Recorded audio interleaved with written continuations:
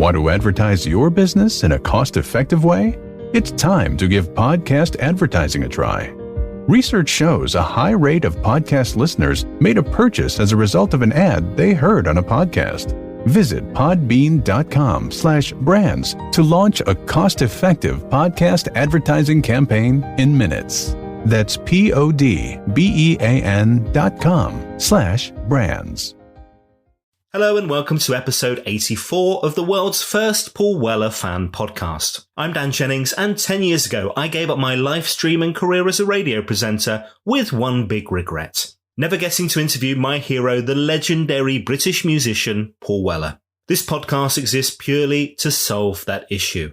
Welcome to Desperately Seeking Paul. And on this episode, delighted to be joined by the singer, musician, campaigner, activist, Rhoda Dakar. Heck yes, we have the two-tone legend on the show this week. We talk about that band, the Bodysnatchers. Our Paul Weller connections kick off with the Jam and take us through to Red Wedge, where Rhoda became chair of the steering group whilst making guest appearances alongside the likes of Mr. Weller, Billy Bragg, Dr. Robert, Junior Giscombe, The Communards, and more. Rhoda talks about her friendship with Paul, watching him come back as a solo artist and ultimately enjoy some of the biggest highs of his long career. We talk recording at Black Barn Studio, Paul Weller HQ, and we'll even hear another angle on the famous Mick Talbot gets left at a motorway service station story. Without further ado, let's get into it. Rhoda Dakar, thanks for joining me. You're very welcome. Hey, look, this is a real honour to have you on the podcast. I'm looking forward to digging into some of these stories and your connections with Paul and... No stories. This is going to be a very short podcast then. Yeah. There's nothing I can tell you, Dan.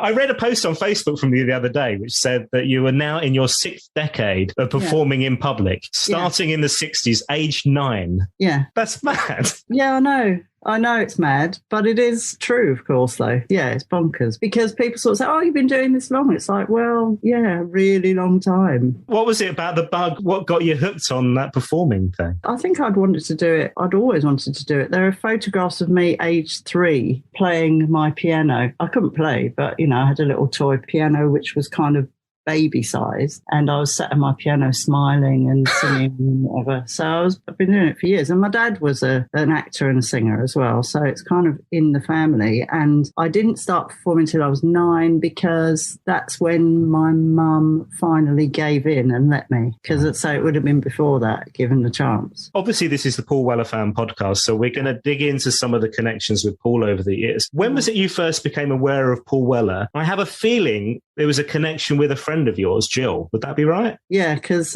Jill was following a band called The Jam, and there was like this whole group of us, big group of friends who'd all met as Bowie fans. We'd all been Bowie fans together since about 73. But Jill lived in Bromley. I mean, we lived kind of all over the place. Brighton, Essex. I was South London. Then there was some people from like sort of up in the boonies of Essex. And then there was Jill from Bromley. She knew Sue and Steve Severin and Tracy. So she was kind of our lead into punk because she was mates with all those people. So she kind of got us going to this club called Louise's in Poland Street because she had a mate, Pauline. And Pauline was the only girl who was allowed to go and see the Jam. Everyone else. My mate Tony was allowed to go. So he used to go.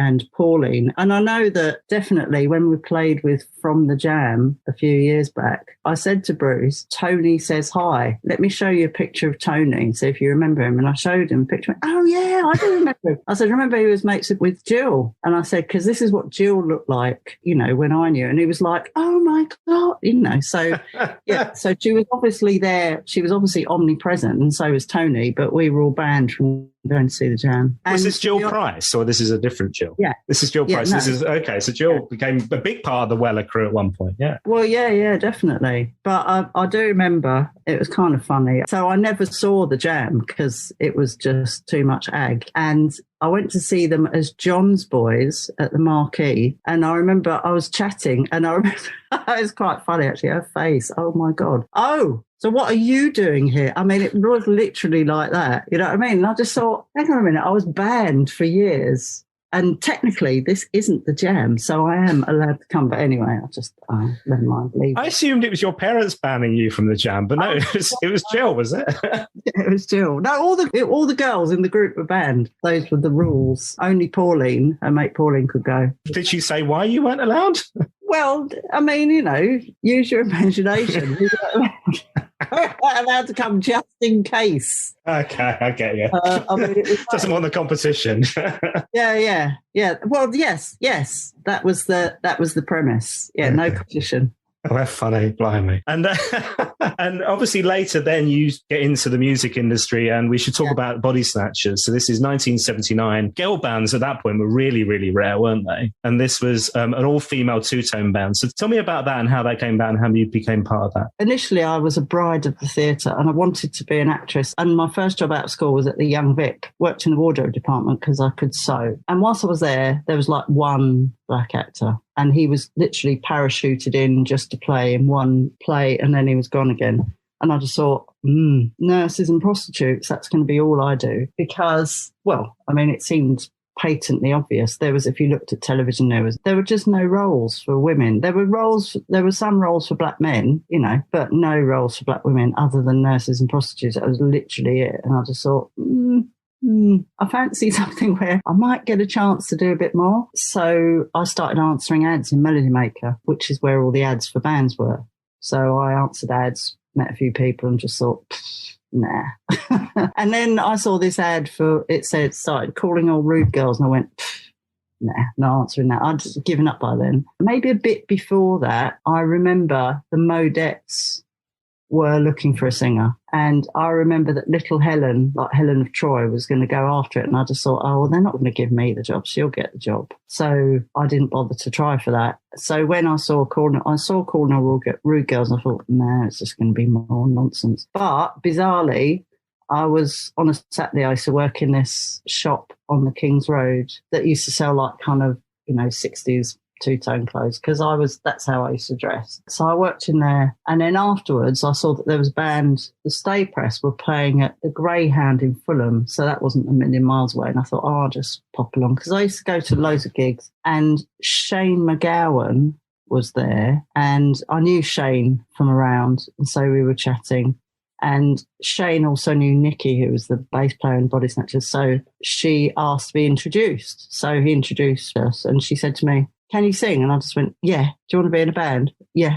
And that was it, really. Wow. I went along for an audition. Yeah, there weren't second rounds. Yeah, I just went along for an audition and meet everyone. And that was like, yeah, okay, got the band, let's go. That's really interesting, because Shane McGowan's come up on the podcast before, because he was the guy that introduced the Jam to Chris Parry at Polydor, and Chris Parry ended up signing the Jam to Polydor. So he obviously had his finger on the pulse. Good taste. Yeah, Shane was everywhere. I mean, he was one of those people that would turn up at all kinds of gigs, you know what I mean? I mean, there was the only guy I can think of like that there's this guy called Jesus. I don't know if you've heard of him, but he was like a famous music fan that used to go to loads and loads of gigs. I'm sure he didn't pay. He just used to turn up and people would let him in. But he had this like short, I don't know, it's this weird haircut. But anyway, it was long at the back and short at the front. And he would dance half naked and, given a chance, completely naked in the audience at almost any gig that he turned up to. He sounds like a legend.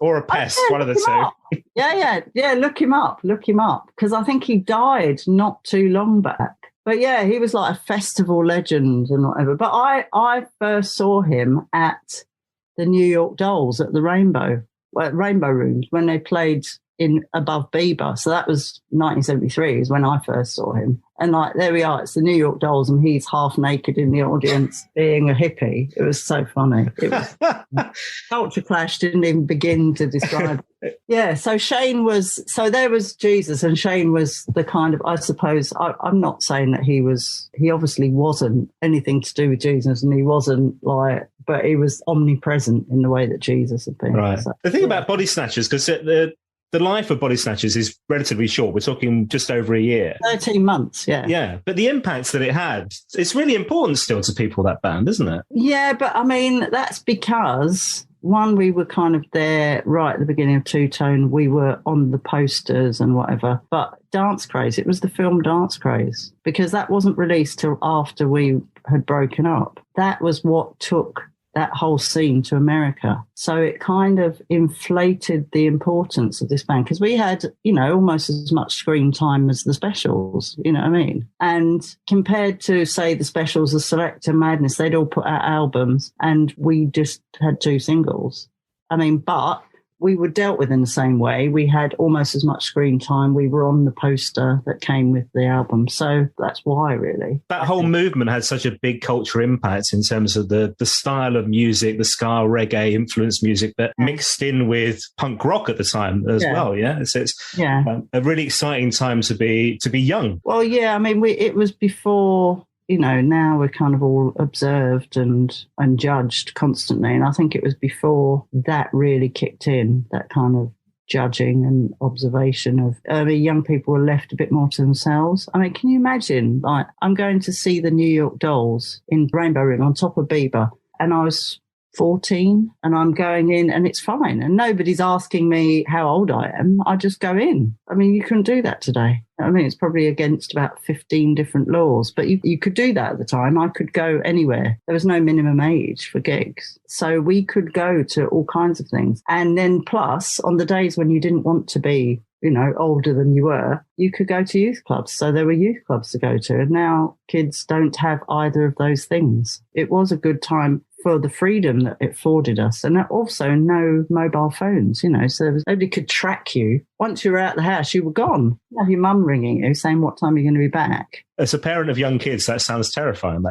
Well, I mean, yes, it is and it isn't. But what you did is you had to give them the tools to be able to cope with that. And the truth is, children are a product of what you give them. So as well as what they have themselves. But, if you want children to know how to behave, say now we have this thing with people get to 18, up to 18, they're not allowed to drink. When they're 18, they absolutely go mental and drink loads. Either that or they're drunk in the park at night before that. Now, when I was 14, I could go for a pub crawl up Borough High Street and nobody is going to bat an eyelid until I start to look drunk. And once I start to look drunk, they're not going to serve me anymore. Or if I get leery, I'm out the door. This is not me advocating for alcohol or the consumption of alcohol. This is me just saying children and young people need to be included in to adult society if you want to teach them how to behave in adult society. Otherwise, all that happens is on the day when they can be illegally adults, they just go and behave however they want. They don't get any guidance and you can't chuck them out because they're legally allowed to be there. So that whole thing of like going to pubs and seeing how, older people just sit quietly and drink. And so that's what you did. Otherwise you get kicked out. That's how you learn to consume alcohol and to have it be part of your going out society. As it happens, it's not something that I particularly liked and I stopped it. But kids can't do that. Sitting around with older people learning that drinking is not something you have to do to excess in order for it to be an addition to your leisure time. So that's, I'm soapboxing about it, but I just think that's the massive difference. And if children are included in, like they are in, sort of Southern European society, where going out at night, there aren't just people between the ages of 18 and 30. People of all ages are out at night. And and if an old lady tells you off for misbehaving, you have to do what she says because people are responsible for other people. I knew we'd get this passion from you, and this is wonderful. I don't know if you've heard this. Billy Bragg said about you with Red Wedge, Rhoda has an ability to see through a lot of bullshit around politics and rock and roll. Chairing the Red Wedge steering committees is a credit to her commitment to trying to make music that says something and does something. And I feel that this being able to see through a lot of bullshit applies to life just generally, right? But Red Wedge, how did you become involved in that? How did that kick off for you? I chaired the steering committee at some point. I don't remember, actually. If I'm honest, I don't remember. Somebody must have invited me along to a meeting because I know I wasn't there at the beginning because I lived in Leicester. I lived in the Midlands at the time, but somebody must have invited me to a meeting and I don't remember who that was. But I went along because obviously, I had lots of mates involved in it. So I went along and I thought, oh, this is good. I like this. I didn't know Billy Bragg at the time. So I met Billy through that. I knew Dr. Robert. I think, actually, did I know him that well? I don't know. I honestly don't remember. I don't remember. But basically, I went along and I thought it was a really good idea. I quite liked access to politicians and tell them I know what you said, but this is how it really is. It was really nice to be able to do that. But truth to tell, you have that right anyway. And I think that's the other thing people don't realise. This is like, politicians work for us. It's not the other way round. We don't work for them. They work for us. And I don't know if the rule still applies, but there was a rule that meant that you could turn up at Parliament. I mean, obviously now you have to go through a massive checkpoint, so it may have been set aside. But you used to be able to just walk up to Parliament and walk into the Great Hall, and you can demand to see your MP. And if they're on the premises, they have to see you. So that's a rule. I doubt whether anybody actually exercises that right, but you do have that right because they work for you. They represent you. It's not the other way around.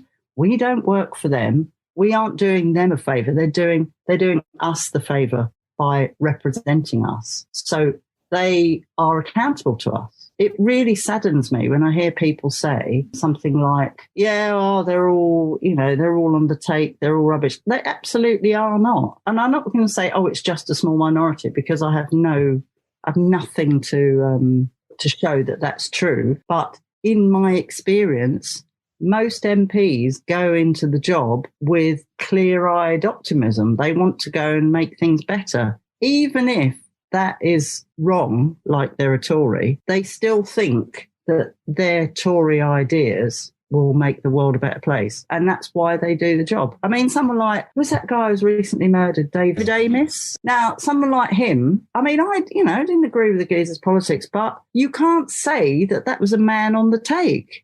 There was nothing to suggest that he was anything other than held in the highest of esteem by his constituents. And I've met many MPs who are clearly cut from that cloth, if not that colour of cloth, but that cloth. I really don't think most of them are on the take and most of them don't care. I think some of them are out of touch. If you think your MP's out of touch, have a word. They have local surgeries. Go and speak to them. Just go and say, you're not representing me. This is what I need you to do. Until people actually do that, I think we're always going to have this thing, Let me ask you about Red Wedge. It was this mix of music in these day events. So you mentioned Billy Bragg. Obviously, Paul Weller, a really key part of that. Anna Joy David, people like Lorna Gee, Junior, who's been on the podcast as well. Dr. Robert, you mentioned, joined the second part of that first tour. And the purpose of Red Wedge was to get young people interested in politics. It wasn't necessarily a Labour thing, was it? But it was about getting people interested in politics and registering to vote, ultimately. Yeah, to engage. In terms of the music side of things, I mean, I can't get my head around this, like these artists. I mean, Paul at the time was a #1 charting artist. So there must have been a big risk for you lot to get involved in this, I would have thought. Well, it was a risk for Paul. I don't think it was a risk for the rest of us at all, really. It was a risk for him, but he believed in it. He really believed in it. It was a risk for him. Probably his record company were mental trying to stop him doing it. I don't know how much John was actually behind it, his dad. But if Paul wanted it, then John would support him. So that's kind of how it worked. But that was what he wanted. And essentially, if it hadn't been for Style Council, there wouldn't have been any tours because I think they brought the rig. Yeah, I think it was all Paul's kit gear, and I think he financed that first tour as well, didn't he? Basically, yeah. Yeah, so it wouldn't have happened without him. So, yeah, I think we're all eternally grateful to his commitment. Yeah, I mean, it's still there. He did that, concert for Corbyn. I think Corbyn he liked Corbyn, I think, because we did a thing called Concert for Corbyn down in Brighton, and that must have been about 5 or 6 years ago. I don't know if it was to raise money or just as a consciousness-raising notion, but anyway, yeah, we did that. I compared it. He played at that. He kind of headlined that, and I compared it. The thing is, I suppose you start off with your optimism and then you become a parent and then you realise, actually, to be fair, it's not like his kids are going without, but I think he remembers what it was like. He very much remembers what that was like. And I think that weighs on his conscience, which is something I really respect him for, you know. One thing that really shocked me from talking to Junior was he talks about the racism from the crowd at one point when they were doing the live gigs, which was just a real surprise, because you would have thought everybody who follows Paul, follows the Style Council, would understand his political leanings, would understand where he's coming from in terms of his viewpoint in the world, whether it be a European or whatever. Yeah, that really surprised me. Did you experience that as well? I didn't, but then I was just kind of a special guest. You know, I did a special guest, and I'd already had my time of like Skinhead Sea Island. But the thing is, what you have to remember is that this was the days of the Style Council, and a lot of those white boys just wanted the Jam back, and they didn't want this other music with these other people and women and black women. They didn't want that. The whole mod scene, you can't really say that it mixed it up. You know what I mean? It was very white and it was very suburban. And it still is, really. Still is exactly like that. Very white, very suburban. And I don't think people really wanted that disturbed. They had their view of how the 60s had been, and they wanted to just replay it in their kind of little world. And this is a classic. I was going to a club. This is like before I was in a band, but I was like, you know, into the scene, whatever. And this guy was going to me, oh, this is brilliant. It's just like 1966. And I was like, I said, you are having a laugh. I said, it was 1966, mate. I wouldn't be queuing in this to get into this club. I'd be in one down the road. And you know that very well, because they wouldn't have let me in here. And this is the thing. People have this kind of rosy-coloured idea of, oh, yeah, the 60s was this. Well, it may have been if you were kind of P.P. Arnold or something, you know, because she was moving in different circles. But like her equivalent, who was just an ordinary person, wasn't going to get that kind of treatment. And the Jam fans were essentially following on from that. I mean, you know, I know it was kind of coexisted with punk, but they weren't punks. They were from a whole different ethos. And it was very much about being suburban. And I don't mean that as a slight. It's just an observation of what it's like to live outside the centre of a city, which is something I kind of started to grasp when I lived in the Midlands for a bit. I sort of I started to understand things I'd never grasped before, because obviously I'd been just central London all my life. The vibe was very different. It was very multicultural, and that was all good. But like, you know, as I've travelled around the country, you go out, you haven't got to go far, and it's all like just white people, very few black people. And especially back then, there were very few places where you'd go and you'd see the kind of cultural mix, which you expect from the city centre. So you could go to central Birmingham, go to central Manchester, Leicester a bit, but not, you know, Nottingham a bit. And I'm talking back in the day, so in the time when the Jam would have been touring. No, there weren't mixed as they are now. And I think we forget that very quickly. So I'm not at all surprised that people who essentially resented the fact that the Jam that it wasn't the Jam, were quite antagonistic to people they felt were interfering with the return to their dream. I watched the Red Wedge documentary the other day. One thing struck me was the kind of camaraderie between all of you on that tour, that first tour in '86, because it looked like you were all like having a great laugh. Really good mates, really good bonds being formed, and people like Dr. Robert and yourself and Paul were a real key part of that. Would that be the case, or was it just for the video? No, it was actually true, because the thing is, you know, we all did. I think there was a lot of passion. And I would still say that my political touchstones are Paul Weller, Dr. Robert, and also, in some cases, the spouses of these people I'm still like really good friends with. You know, the guys from Madness, the ones who were on the tour. And I am still in touch. And I'm trying to think if there are a couple of people I'm not in touch with, but by and large, I'm in touch with an awful lot of those people. Not every day, because not all of them live in the same country, for goodness sake. But, you know, I do see them, and we are still in touch, and we do hang out.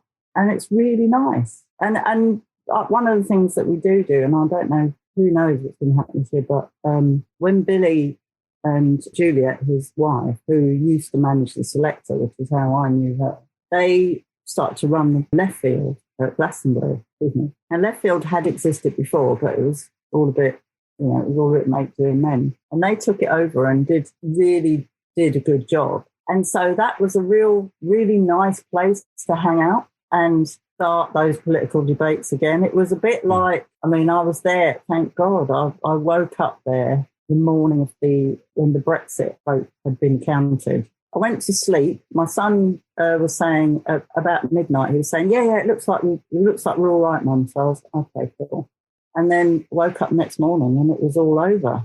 And, you know, we were all just like looking at each other going, how did this get away from us? This is awful. But those were the people I was with, and thank goodness, because at least then we could kind of support each other and find a way forward and start thinking, okay, so what do we do with this now, you know? But yes, we did forge real relationships. I mean, you know, Sarah J. Morris, who was in the Communards, I'm still in contact with, and it was good. Mick Talbot's been on the podcast a little while back, obviously from the Style Council. He mentioned this hilarious story of being left at a service station by Kenny Wheeler, bless him. I know. Wasn't it you that found him? Yeah, it was me that found him. And I mean, what was really funny is when, I think like the week after, when I went down to Solid Bond, there was like a picture of Mick with, have you seen this man, posted all over studios. But yeah, I mean, they dropped me off because I wasn't on the bus, because I'd just gone up to join the tour. I wasn't, you know, officially on the tour. I'd gone up to see some gigs. So I came back in the crew bus and they dropped me off at Leicester Forest Sea Services because I lived just over the back. I went in and I called home and said, yeah, come pick me up. And I was like, Nick, what are you doing here? And he went without me. And I'm like, what? I mean, can you imagine, like, Kenny Wheeler's one job is to make sure all the Style Council members... He was mortified. I bet he was. Yeah, so I saw him and I was like, oh, my God. I said, so what are you going to do? And I was like, oh, wait a minute, there's a bus outside. So obviously my seat on the bus, I kind of ran outside and sort of flagged them down so they didn't leave. So he got the bus that I'd been on and went back to London with them. Yeah, I mean, how funny. Mick just has that look, that kind of like mournful. It's so funny. Like a lost puppy. Yeah, something approaching that, shall we say. Now, fairly soon after this, am I right in thinking you left the music industry completely fairly soon after Red Wedge? Because there were like only little occasions where you'd pop up, and Dr. Robert is one I want to talk to you about, actually, because there was a brilliant, I was playing this album the other day, I mentioned it to Dr. Robert on Twitter, was the Realms of Gold album, which is just a magnificent album. This would have been about 95, 96. And The Coming of Grace is the song that I wanted to mention because Paul Weller's on it, there's you. No, it was before 95. It was early 90s. Oh, was it earlier than that, was it? Right. Yeah, it was early 90s. It was more like late 80s, maybe even, you know.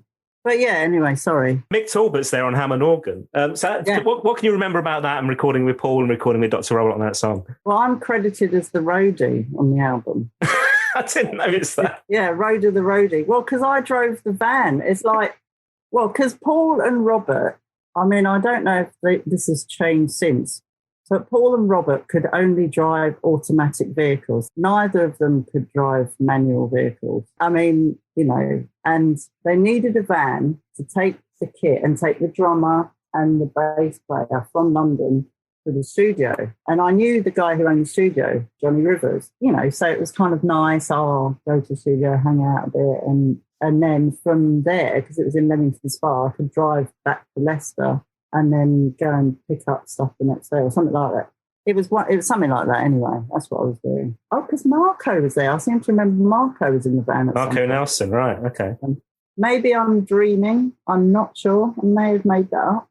But anyway, I drove up there and I was like, just listening to the recording, whatever, enjoying it. And Robert said, oh, come and sing on it. And I was like, what? I remember just being mortified at the thought of standing around the microphone, me, Robert and Paul, round the microphone singing backing vocals. And to be honest, I'm like, because I'm not, you know, nobody's going to ever mistake me for a backing singer. I'm just not. I don't, have that kind of voice. But also, I was so nervous I could barely sing.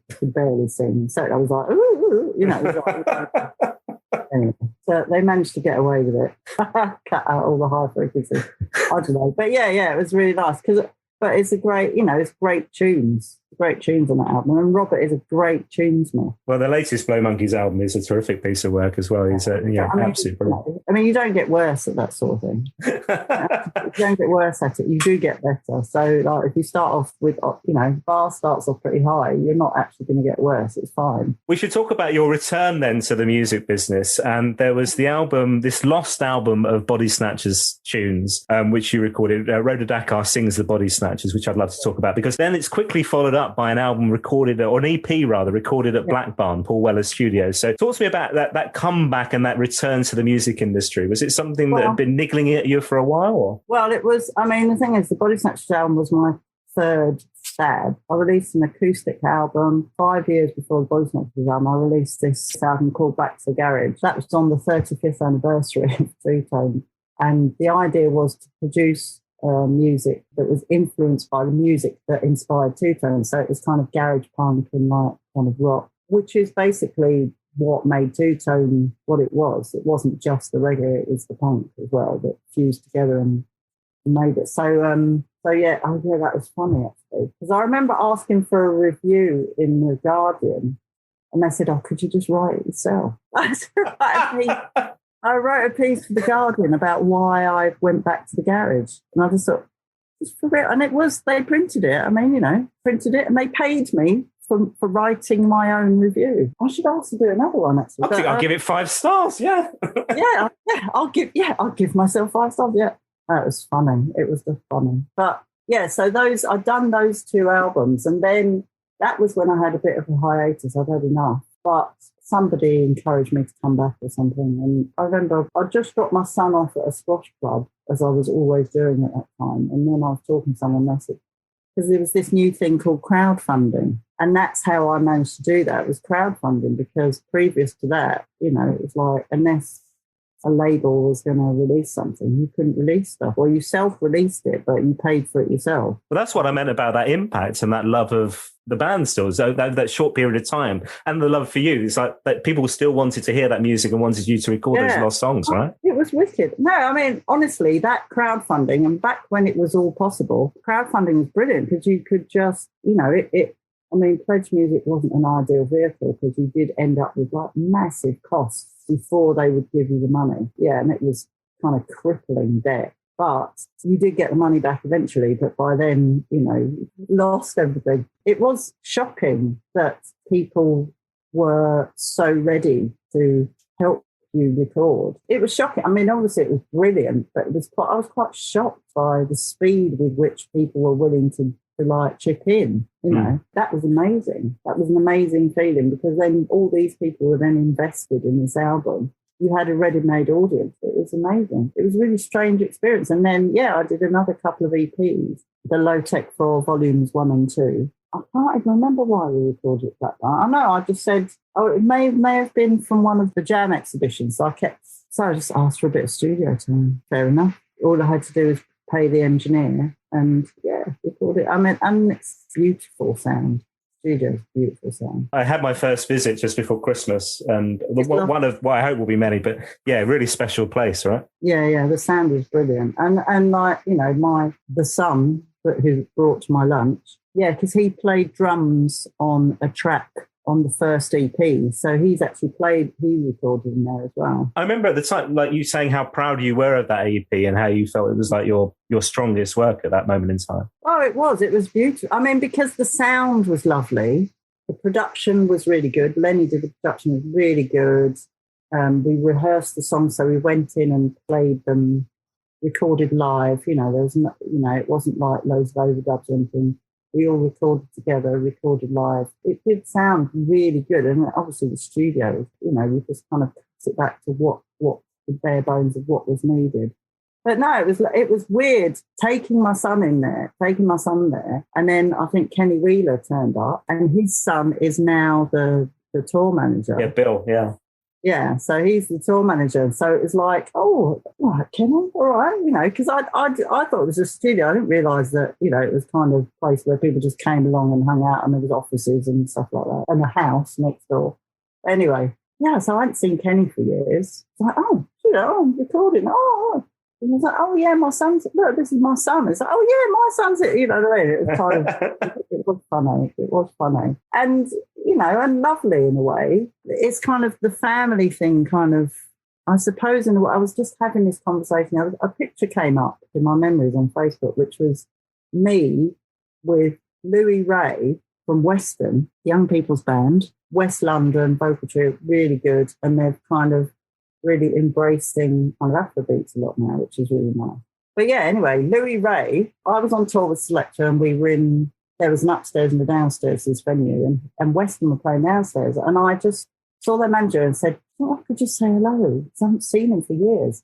And literally, I mean, I saw him as like this big grown man and I cried, obviously, because that's me. And the last time I'd seen him was at Solid Bond because his mum, Tanya, used to work there. And he was at Solid Bond and she would have a sign on the door when she was feeding him. You know, so he was like a babe in arms and she was at work with him at Solid Bond. So it was like, because I'd known his dad since he was 9. His dad as an actor, Gary Beadle. I was in youth theatre with his older brother, Ricky, and Gary was too young to be in our youth theatre, so he was only in Ricky's little kids' youth theatre. So I've known him since he was like 9 years old. I think Tanya's dad used to do the merch for Star Council, and a funny story. Just we went to see Star Council when I lived in Leicester.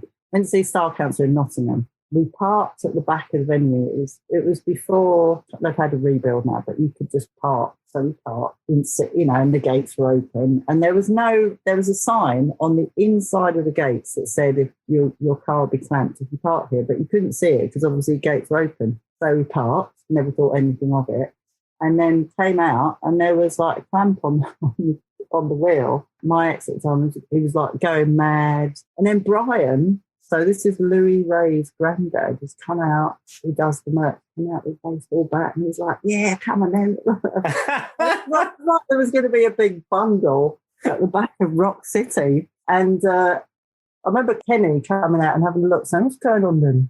And I don't know who paid the ticket, but somebody paid it. And I know it wasn't me. It might have been Harvey Goldsmith for all I know. But somebody paid the ticket. And the clamp was removed and no blood was spilled. That's all I remember. I love hearing about all these connections as well. And have you seen Paul live? Is Paul, as a solo artist, is Paul a musician you'll go and see and meet and stuff? Oh, yeah, definitely. He's really good. I mean, I know that's kind of a given, but I do think he's really good and he has a love for music that is infectious and all kinds of music. Like, is interested in stuff. And hearing that my son had been recording at Black Barn, I remember he was saying, oh, so your son's a drummer, tell me about it. You know what I mean? He's just kind of, he's interested in music and who's doing what and what's happening and whatever. And that's, I think, I think it's almost a passion for music rather than, I mean, obviously the politics as well. But I know Robert and Paul were both particularly into all kinds of music. And Robert, I think, was into quite out there stuff. And I know that's kind of where we connected about, sort of North African music, rye music. But no, I think passion. Once you lose the passion, then you don't carry on. But he has real passion for what he does. And he goes to work, doesn't he? Like, he turns up to the studio and goes to work. That's he has like a proper work ethic about music, which is something that I remember seeing that, admiring it and thinking, yeah, that's how it's done. And that's the kind of thing that I've taught. My son is a DJ producer. So first lockdown, I think he got a little grant from Help Musicians and he bought a bit of kit so he could record at home. And he was there like 6 hours a day working, because music is work, and that's what he's always heard. It's not about being a dilettante. You've got to work at it because it doesn't come from just messing about. Just sort of recently, I was like this week I was in the studio again doing like the third version of a vocal on a song because it just wasn't right, and you just can't leave it. You owe it to yourself to do a proper job, and you owe it to the public to do the best work you can. Yeah, that's definitely part of PW's work ethic, which is great. And also, I mean, it didn't just come from me, it came from John as well, didn't it? But even that bit where the Style Council comes to an end and there's that gap between Paul and becoming a solo artist, when everything I've read it's John saying to Paul, we need to get back out on the road, son. You need to be back kicking. We need to earn some dough. That's your job. Yeah. I mean, that was definitely true. I mean, because he got that I'm trying to think, it was Pony Canyon, wasn't it? It was the first That's right, yeah. album, yeah. I can remember he recorded it and he had a listening party, and I'm listening to this, and it was like, I was like, oh my God, this is brilliant. You think, I said, no, really, because it's like you listen to it and you think, yeah, I mean, the songs are so well crafted. And I said, yeah, but that's that whole thing that you just really understand the way a song, you know, the way you build, the way you knock it down slightly and then build. I mean, you know, he really understood the dynamics of songwriting. And I think I even said that, you know what I mean? I think I even said, you know, it's like the dynamics of songwriting, something you've grasped so well that, like, I think these songs are just brilliant. I mean, you know, once again, it was one of those things to start with. It was very difficult. And so that's why I remember playing at Rock City again, because he played in Nottingham just as Paul Weller. And there was like hardly anyone there. And you're just thinking, what's going on? I would turn up. A lot of our mates would always turn up, kind of moral support. And you just think, that's so weird to think that now. Like people were kind of, I'm not sure. Must have been interesting then to see the kind of rise through Wildwood and Stanley Road and him being back on top and selling millions of records again. It's kind of how it should have been. You know what I mean? It's how it should have been, because he's an excellent songwriter. I mean, never mind performance or whatever, but he's an excellent songwriter. And so that's what he deserved. I don't think there was any real doubt. I mean, you know, you look at the way music business is structured. He's an excellent songwriter with a whole heap of stuff that he'd done before. And, you know, it's the music business. Not being funny, but like, you know, a white man is always going to do it. He's always going to be all right if he's taken to the heart of the business. He made a lot of money for the business. So the business are going to respect that and get that behind him. But I know it wasn't easy, because they were looking around for something new at that point, and they weren't sure that he was going to be able to do it. Because, I mean, you know, this is like, I'm trying to think how old we were. We were about 30, we were in our 30s, weren't we? And suddenly it's like, oh, well, you know, that's not pop music now. Pop music is for 20-year-olds. So now you're in your 30s, don't know if we can. So there was this kind of period of sort of 5 to 10 years where, and I don't know what it is, it might have been the time when a lot of people were having kids, so the people who normally would have been out supporting didn't come out because they were at home with children. It's weird to see that we've all kind of come through it now, and now we're getting back the audiences we had before, because they now have disposable income. In fact, they have the disposable income that young people don't have, in a way. And for Paul, we're talking about 45 years since the Jam first were on the scene, you know, that longevity, the fact that he's still bashing out #1 albums left, right and centre, and about to be back out on the road again, which is really exciting for us to see him live again. But likewise yourself. So we're about to kick off your next tour. That must be really exciting. No, but a little more modest, fair enough, yes. Yeah. But that must be exciting to get back doing live performance after what we've all been through over the past couple of years, right? Well, yeah, it is. I mean, there's a bit of trepidation, though, you know, because the only people I know who managed to do a whole tour without it being cut short was Madness. They were like locked down, you know. So they were the only people who've managed it so far. Everyone else was... Paul's ended up like 3 days short, didn't it? Yeah. Yeah. I mean, so everybody had to call off gigs. I don't know. I mean, there's a bit of trepidation. Will we get through all of it? I don't know. I'm excited about talk of new material from you then. So over the past, year and a bit, we've had a couple of cracking singles, these covers. Morrissey, when was that? Easter time, was it something like that? Morrissey cover Every Day is Like Sunday, which is just fabulous. Yeah. And then this year, kicking off the year with your version, we go full circle, actually, back to Bowie, don't we? Yeah. We started off at the beginning, but The Man Who Sold the World, which is just a lovely, lovely version of that. Is there more of that to come in terms of those covers, or is it original material from here on in? Well, the whole idea was kind of conceived in lockdown, and in lockdown you didn't really have time you couldn't write together because of delay on Zoom and things like that. So I thought, let's do some covers. And Every Day is Like Sunday had been my earworm. And to be fair, it was the Pretenders version that was my earworm. I'll be honest, it wasn't Morrissey's version. You know, back in the beginning of lockdown, so you're like, I don't know, a month in, 6 weeks in, and you're just thinking, I don't know what day it is. You were allowed out for an hour a day or something. It's hard to believe now, but at that time, I just remember thinking, I don't know what day it is. Every day is the same, because there was nothing to tell you it was any different. There was no traffic.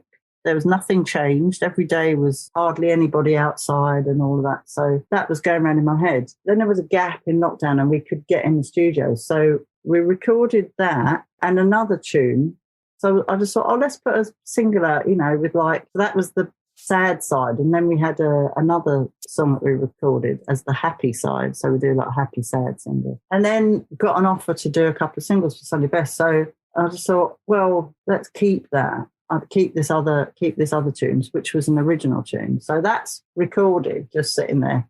And I don't know how we thought, well, let's just try something else. And I can't even remember what we were going to have. Anyway, there's some Corkers cover versions. That's basically what the project was, because it just meant that we knew what the songs were and we didn't have to write them or rehearse them, because we couldn't rehearse. So there's some, let's just like take a journey through my record collection. And it's that, because lots of people have done covers of reggae songs, and I just thought that's been done, and it's been done in the style that's not going to be a million miles away from what I do. So what's the point of doing those again? I might as well do songs that people don't do reggae covers of. But I think when we discovered the reggae version of Man Who Sold the World, and the backing track was fine, but the vocal was pony. So just thought, let's just do a proper version, a version where, I'm singing because I believe in it. That's what we did. And I can't remember, it kind of snowballed. But anyway, so tomorrow, my new single will be released, which is Walking After Midnight. So wow. And we did that in a ska style because it kind of worked with the original country version. Ska kind of worked. I mean, they're not dissimilar anyway. So we did a ska version of that. Right, so cool. Right, looking forward to that. Wow. Yeah. So a spot of Patsy Cline. I don't know if you'll notice on the cover of Man Who Sold the World, there's other covers of songs there that Peter's drawn. So they're kind of clues as to the other. We'll look into that. The imagery is great on these, I have to say. Brilliant. He's a real talent, isn't he? What a great guy. He's just brilliant. I'm so chuffed. I can't tell you. It was inspired by the very sad murder of Sarah Everard. And so I just thought that, that's what made me think of that, because, the whole thing, she was only walking home. And so I was just thinking, walking after midnight, because I do that a lot. I don't even think twice about it, walk in the dark. I suppose there must be a thing in my head which, is kind of being urban. There's like a little sixth sense about streets you don't walk down. I don't know that that's any different for a man, to be honest. I mean, probably. I don't know. I'm not a man. I don't know how men think. But I quite happily walk through London in the dark. I don't even think twice about it. And so that's what drew me to that. It kind of made that song the one that we should choose. And on the B side of that, we've got there's like a wicked sort of, for me, it's toasting. Okay. Campbell has done like a toast on back with the idea in mind of we should all be safe to walk home on the streets. Wicked job he's done. It's really, really good. But yeah, so that'll be coming out tomorrow. Okay. Well, really well. We'll put all the links for this in the show notes for the podcast as well. And likewise, I'll put the link in for your Totally Wired radio show as well. Eddie Pillar was on the podcast a little while back and talking about that brilliant radio station. So this is monthly, Mondays, 8 till 10 p.m. Pork Pie and Mashup, the radio show is called, right? Yeah. I mean, there's literally no end to your talents, from music to DJing to activist to campaigner, teaching vocals, teaching performance. Rhoda, this has been so lovely chatting with you. I've loved every second of this. I have 2 final questions for you. Yeah, go on. You'll be pleased to know, so you can go and have your lunch. First question, you're allowed one Paul Weller song for the rest of your life. It can be the Jam, the Style, the Jam, the Style Council, or solo. What are you going to go with? Oh, God, I don't know. What would I go with? I'd probably go with It's a Very Deep Sea. I love it. Oh, that's a great tune. I'd go with that, I think. I think it was just the sound of that whole album I thought was amazing. It was really, really good. And they had, I remember having the Swingle Singers or something as doing backing vocals or something. Yeah. Yeah, that was the joke, Weller Fitzgerald. Yeah. Not mine. I think that was his joke, but yeah. But yeah, it's amazing. Yeah, so A Very Deep Sea. I just love it. It reminds me of so many things, and yeah. So the purpose of this podcast is not least to talk to amazing people like yourself who have had incredible careers, connections with Paul Weller over the years, and great stories to tell. But it's also for me to get the interview with Paul Weller that I never managed during my radio career. If it happens, what should I ask him, Rhoda? Oh, blimey, I don't know. Should you ask him? He loves music. He loves music. I mean, he's passionate about music. So if you can, I would say, ask him Don't ask him, oh, what are your influences? Say, like, I don't know, pick a song and say, this to me sounds like so-and-so. Did you listen to that, or is there an influence of that? So I would say that, just kind of follow the musical nose, see where things have come from. That stuff he did with the Ethiopian at the...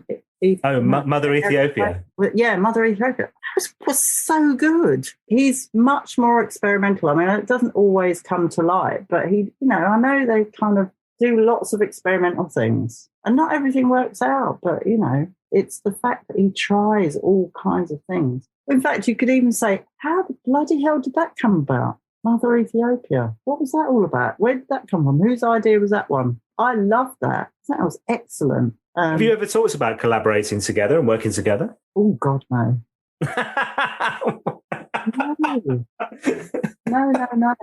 No, because the last time I had to sing next to him, I was terrified. So no, I don't fancy that at all. Made me think, just this one time, it was like somebody's birthday. We're in the basement at Acid Jazz, and like he's playing piano, singing "I'm Your Puppet." It's possible I was a little bit the worse for alcohol, which happens very rarely, but we had been celebrating someone's birthday, and I was kind of singing along. But no, I'm quite happy to go and watch other people do stuff. I don't need to jump on. I know some people love all that, don't they? They love jumping on and joining with people, but I'm not really that person. I'm quite happy for them to do their own songs perfectly well without any interference. If I was stood at the side of the stage and somebody pushed me on, because obviously that has happened, that's fine. But yeah, what am I going to bring to a collaboration? My 50 years of great songwriting? I mean, no, you carry on, lad. You seem to have got the hang of this. Rhoda, thank you so much. Good luck with the new music. Good luck with the gigs. And let's hope it all goes according to plan. And lovely to have you on. Thanks so much. Thank you very much. Cheers, Dan. All the best. Yeah. Take care, won't you? Thanks a lot. Bye-bye. Bye-bye. What an absolute blast to chat to Rhoda Dakar on this podcast. Brilliant, brilliant guest. Thank you so much once again for joining me, Rhoda. And don't forget all the details on my website, paulwellerfanpodcast.com. You can find out info about the tour, the latest single, previous singles, the albums. Just head to my website, paulwellerfanpodcast.com. Now, if you've enjoyed this episode of Desperately Seeking Paul, then please do share on your social media channels and make sure you follow wherever you get your podcasts, Apple, Spotify, Amazon, etc. Be really great if you could give it a 5-star review as well, as it does help us to find new listeners to the podcast. Plus, not long to go now until our very first live show, live in London, the Cockpit Theatre. My very special guest, DJ and broadcaster Gary Crowley, and one of Paul Weller's best mates, Steve Tufty Carver. Join me. We're going to be live in London. Tickets on sale right now.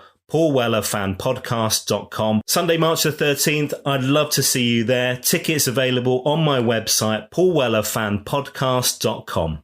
So that's all very exciting. Plus, on the next podcast next week, we have another very special guest. We head to Hollywood. Movie and TV actor Max Beasley on the podcast. Yes, the man who was there at the start of the Paul Weller solo career as part of that brilliant Paul Weller movement band. You're going to love this one, honestly. Max Beasley on the next podcast. Make sure you subscribe to get it first. Thanks for listening. I'll see you next time.